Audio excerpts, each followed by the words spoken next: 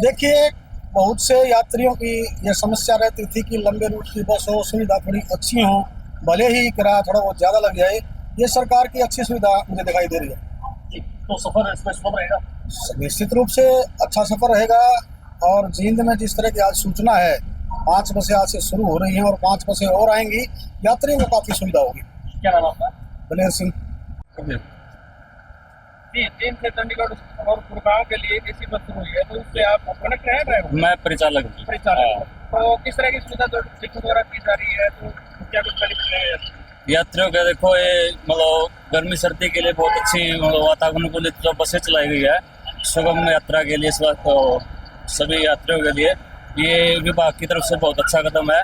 और जिन डिपो में ये अभी शुरुआत हुई है आज से। क्या नाम आपका? मेरा नाम सुदीप है। बस चलाई के लिए क्या व्यवस्था है? सवारी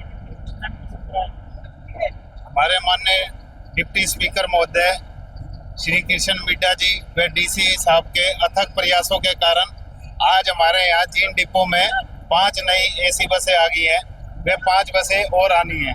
इन बसों में से 3 बसों को चंडीगढ़ रूट पे चलाया जाएगा, व 2 बसों को जींद से और सीधा गुड़गांव के लिए चलाया जाएगा। और ये बसें सुबह, एक बस तो सुबह 6:40 पे यहाँ से चंडीगढ़ के लिए जाएगी और चंडीगढ़ से वापसी में रोहतक और रोहतक से जींद आएगी। उसके बाद दूसरी बस 7 बजे और फिर 8 बजे चंडीगढ़ के लिए जाएगी, जो वाया रोहतक से और चंडीगढ़ जाके और वापस जींद आएंगी। इनमें जो किराए का डिफरेंस है वो 95 रुपये का है। ऑर्डिनरी बस में जींद से चंडीगढ़ का किराया 245 रुपये है और इसमें 340 रुपये है। और 95 रुपये का डिफरेंस है जी। अब आप ये देख लो कितना बढ़ेगा, 1.5 गुना बढ़ेगा। और इसी तरह गुड़गांव रूट पर जो है वो जींद से गुड़गांव ऑर्डिनरी बस में 160 रुपये है और एसी बस में 251 रुपये, 99 रुपये का डिफरेंस है। 5 बसें और बसें आने की संभावना है। 5 बसें और आएंगी एसी बसें। 10 बसों की डिमांड रखी थी हमने एसी बसों की, जिनमें से 5 आ चुकी हैं, 5 आनी। 159 बसें थी हमारे पास। 5 बसें आने के बाद ये अब अपने 164 हो गई हैं। 5 बसें और आ जाएंगी तो 169 होगी। पास वैलिड होंगे या फिर पास वैलिड होंगे? पास वैलिड नहीं है जी, और किसी तरह का स्टाफ है पास वैलिड नहीं है। हाँ जी, ठीक। हमारे प्रांत के माननीय मुख्यमंत्री नायब सैनी जी का, वहीं पर हमारे मंत्री माननीय अनिल विज साहब का, जिन्होंने जींद को 5 बसें दी हैं। और 5 बसों का निवेदन और माननीय मंत्री अनिल विज जी से करूंगा ताकि 5 बसें और जींद को मिले, ऐसा निवेदन भी करूंगा। और मुझे उम्मीद है कि मंत्री जी मेरे निवेदन को स्वीकार करेंगे। और वहीं पर आप देख रहे हैं कि जिस प्रकार से हम अपने देश को विकसित कर रहे हैं, वहीं पर विकसित हरियाणा भी इसमें विशेष तौर पर हरियाणा को लेकर योगदान कर रहा है। क्योंकि बहुत सी सवारियां ऐसी होती है जिन्हें अकेले अपनी गाड़ी पर या टैक्सी पर जाना पड़ता है, उन्हें बहुत अधिक मात्रा में अपना किराया देना पड़ता है गाड़ी का, या उसका तेल बहुत ज़्यादा लगता है। सवारी अकेली होती है। लेकिन अगर आप चंडीगढ़ जाना चाहें तो आपको 95 रुपये एक्स्ट्रा लगेंगे और गुड़गांव जाएंगे तो आपको 99 रुपये एक्स्ट्रा लगेंगे, जो जनरल टिकट है उसके ऊपर है। इसी प्रकार से और बसें आएंगे तो उनको दिल्ली और लंबे रूट की बसों में हम चलाने का काम करेंगे। जीपीएस लगना है सभी बसों में, क्या डिस्प्ले और जीपीएस क्या यूज है?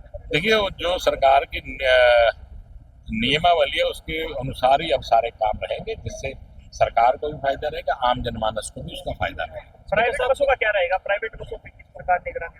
देखिए, प्राइवेट बसें जो उनके ऊपर भी ये सारे सिस्टम जो नियम है वो लगाए जाएंगे। और जिस प्रकार से अब एसी बसों का आप जिक्र कर रहे हैं, तो वैसे भी देखा जाए तो यहाँ पर अगर किसी आदमी को किसी शादी बारात के लिए या आपको किसी धार्मिक स्थान पर जाना होता था तो पंजाब से प्राइवेट बसें, एसी बसें मंगवाई जाती थी।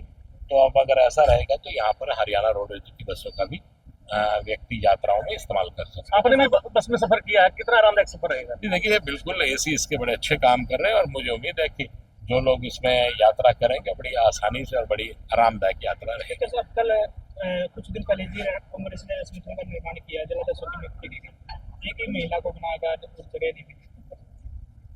देखिए, ये बना दिए, ये बहुत बड़ी बात है। 12 साल में इन्होंने, वो कहते हैं ना, कुर्डी के भाग जागते हैं, कि इन्होंने बना तो दिए। जो बने उनको बधाई देता हूँ। और वैसे भी महिलाओं को लेकर अगर कोई शासक है तो हमारे देश के प्रधानमंत्री जिनकी सोच यह है कि महिलाओं का सशक्तिकरण किया जाए, हमारे प्रांत के माननीय मुख्यमंत्री नायब सैनी जी भी ऐसा चाहते हैं कि महिलाओं को सशक्तिकरण को अलग से पावर दे देनी चाहिए। जैसे कि आप देख रहे हैं कि पंचायतों में और अन्य कार्यों में महिलाओं को ताकत देने का काम किया, लेकिन कांग्रेस की सोच बड़ी छोटी सोच है, वो इस प्रकार से इस बात को नहीं लेती। बीजेपी कल भाजपा सांसद आए थे, लेकिन शर्मा जी ने कहा कि राहुल गांधी बीजेपी के स्टार पर चाह रहे हैं, जब राहुल गांधी है बीजेपी। देखिए, हर एक व्यक्ति की अपनी सोच, उन्होंने कहा है तो उन व्यक्ति के लिए अच्छा ही कहा होगा। तो हर एक आदमी का अपना बयान है। मैं ये मानता हूँ कि जो सोच है वो अकेली उनकी सोच नहीं है, पूरे राष्ट्र के लोग ऐसा सोचते हैं। इन्होंने कहा कि जो एसवाई का मुद्दा था जी पंजाब हरियाणा का, उसमें जी मुख्यमंत्री सिर्फ बातें ही कर रहे हैं, लेकिन इन्होंने अपना अच्छा वो करने कहा। देखिए, एक मीटिंग हुई है, वो बड़ी सकारात्मक मीटिंग हुई है और उससे हम उम्मीद कर सकते हैं कि इसके रिजल्ट अच्छे हैं।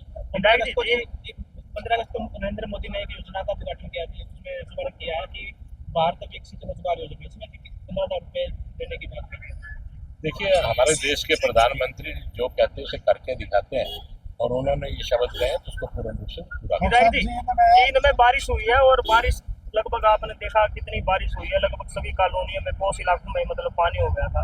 तो क्या समाधान किया जाएगा, आगे क्या तैयारियां की जाएगी? वैसे आप बताइए, आप मीडिया के अधिकारी हैं, कितने mm बारिश हुई है आपको पता होगा। फिर आप बताइए कि दिन में से पानी मैक्सिमम कितना पानी कितनी देर में बरसात रुकने के बाद निकल गया।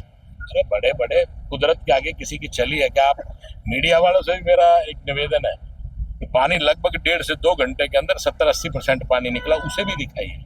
10-20% उस एरिया में पानी रहा जो बिल्कुल लो लाइन एरिया था, वो मशीनों के द्वारा पानी निकाल दिया गया, और अपनी तरफ से प्रयास रहता। आप पिछला क्यों नहीं दिखाते?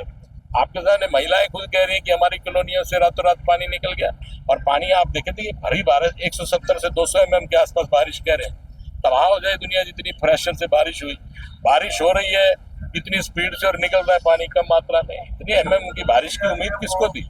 लेकिन आप इस चीज को दर्शाइए कि बारिश समाप्त होने के 2 से लगभग 2 घंटे के अंदर 70-80% पानी निकल गया है। इसके लिए मैं प्रशासन को भी बधाई देता हूँ और सभी को बधाई देता हूँ जिन्होंने इस पे अच्छा कार्य किया। लो लाइन एरिया में प्रशासन खुद खड़ा होकर काम करवा रहा है। विधायक जी, एक तरफ सरकार भी दावा करती है और भाजपा पार्टी लगभग हिंदू धर्म की बातें करती है, लेकिन हर बारिश में जो रानी तालाब में पानी उतारा जाता है, उसमें सीवरेज का पानी भी होता है, लेकिन धार्मिक जब हालात, जब कोई चीज डूबने लग जाए तो इलाज क्या? उस समय कोई इलाज नहीं, अपने आप उतर रहा है जो पानी, उसका आप क्या करेंगे?